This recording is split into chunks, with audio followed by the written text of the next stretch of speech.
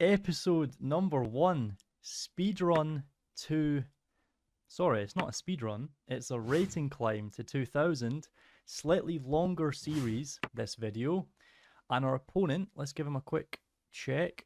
We are on a new account, so he's rated around 794. So we're starting off this account. You see, we don't have a rating just yet because this is our first game. So it'll take 5 games to get a rating. And essentially, I'm going to be explaining my moves in rapid chess. So this is going to be slower chess than the usual stuff we look at. So, okay, he's just played knight here. So ideally, I'd like to push on here because knight can't come to any one of these squares. And if he drops back, c5, and I've got a big center, and that looks quite nice. So he's brought his queen out quite early to f3. And he's putting some pressure on f7 right now, but nothing we have to be too worried about. Obviously, if we capture there, that helps him bring his piece into the game, which we don't want to do. So e5 is also a possibility. e5 or c5, is there any difference? I like e5 because it opens up my dark squared bishop. c5 kept my dark squared bishop locked. Now when he plays this, now I'll play c5. If he takes, I'm going to recapture with the c-pawn. And now we've got a big center, and he's playing here. Okay, so let's develop some pieces. Let's play knight to c6. Develop the knight into the game. Then going to look to develop my other knight into the game. Okay, he's looking to develop his dark squared bishop. Not a good diagonal because my pawns are here. And if he comes here, obviously, we can just swap this one off. So I'm just going to develop another knight into the game. Let's develop the pony to f6. Looking to bring out the bishop. Okay, put some pressure. Let's break this pin right away. Bishop e7. He gives up the bishop pair. Now, the center is closed, so this exchange is justified. It's not so bad for him. Now, king here. This one looks to weaken his king's position. So let's play this. Queen a5. Did we have this a couple moves back? We did, actually. After he gave up the bishop, sorry. After he took on f6. Oh, wait. No. Sorry. This was the first time we had this because now his bishop can't play here. So, he's played king to e2. So, we're still recording. Everything's fine. And we've got some time. We've got 8 minutes. We are playing rapid, so we do have time to think. So how do we want to play this one? How do I want to continue? This move would be lovely if the knight was here. This would win the queen. Now, infiltrating just yet doesn't look like it's necessary. But I feel like there will be a way to exploit this position somehow. Here he comes here. Knight here. Pressure on the pawn does nothing. Here, check. He just brings the rook down. But look at this. He cannot develop his pieces, which is nice for us. So that is a good thing. Maybe queen here's an idea to take advantage. Looking for this check. Aha, this maybe looks strong actually, because now we can pick this pawn up. And I don't need to rush because my king is safe right now here. So let's go for this one. Queen a3, looking to take advantage of his king's position. We just played queen a5, threatening. Okay, now he comes here. This looks to just blunder a rook on the spot.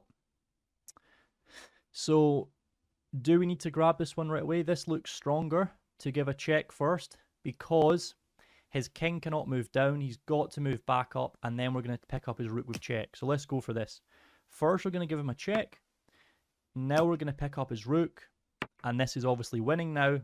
Okay, we will happily exchange off the queens, take off his knight, and this is now just going to be about technique to pick this, to finish the rest of this game. So let's just play. Where should we start? Let me bring my rook into the game here. And always as well, when you're up material like this, even though we're +5 and we're winning, you can't be too confident. You always have to play the position out right to the very end because chess is the game where counterplay can always come up and surprise you. So let's just take this slowly. So knight's coming here, blocking the bishop's cover. So this move here I'm looking at opens up my rook, attacks this pawn, and attacks this pawn. So it's a double attack. And when I take here, I'm looking to take this. So let's take this one off. He can't go for tricks like this because I'm going to take, which is going to fork his rook. So this is a big threat in the position now. And of course, we're winning, but we still need to convert this full point. So he brings his king here. I'm now going to come here, attacking his rook. And he plays here. And how do I want to play? Let me just get my king to safety. Castle. And now you see he's going to look to try and trap this knight. Always got this square. So where do I want to play? Let's come... Okay, wait a second. He's attacking this one. We always need to look. So let's just play pawn to b6. Put the pawns on dark squares. And if he tries to come here, we can just push and push up. So he's coming here. I'm now going to bring my rook up, attacking his bishop, simultaneously freeing up the c8 square for my rook. So he brings his bishop this way. Now, pass pawns must be pushed. So let's start bringing this one up. This one's defended, looking for this check in the position. And yeah, this is looking now quite strong. 2 pawns running up the board. Rook's on a nice square. Bishop not really doing much in this diagonal. And we're just looking to play with all the pieces. So he's coming here. Where's he looking? Maybe to infiltrate here. Not worried about this one. So let me bring my rook into the game. It wasn't playing, so let's come here. Knight still covered. All the pieces are now playing. And now he's attacking my knight. So could defend this one like this. And I think I'm going to do that. Let's defend this. All pawns on dark squares. This is a big check in the position now. Looking to pick up this one, which would attack the bishop. So he blocks this off. But now we can take this one off. Give him a check. He's got to come back. And then I can give another check. And these pawns are going to start running down the board. Now he's coming this way. This looks quite dangerous. If a rook lands here, this would be checkmate in 1. My opponent has offered us a draw. We're not going to take... So I push this, he takes. This is checkmate, right? No, because he's got this square. So rook here, he's got this square. So how do I want to play this? Of course, I can come here and look to take the pawns. Just trying to find the most precise path. Here, sorry, if knight takes, I can check and I pick up the knight. So that's strong. Let's go for this one. E2. If he takes, which is the best move, I believe, I'm going to give him a check, pick up his knight, and then we've won another piece. So he takes, slide over the rook, give a check. He does have this square. Any checkmate threats instead of taking the knight? They always say when you see a good move, can you see a better one? I can't see a better one. If he comes here, he can just take en passant. So let's pick up the knight. And now we're just going to look to escort this one up the board. 3 squares. Rook is behind the pawn. We always want our rooks behind passed pawns.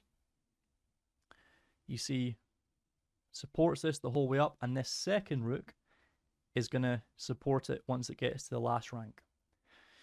So maybe he might slide his king up. We'll just have to see. If so, I can pick up either one of the pawns or keep it on the rank. The position is winning. We just need to...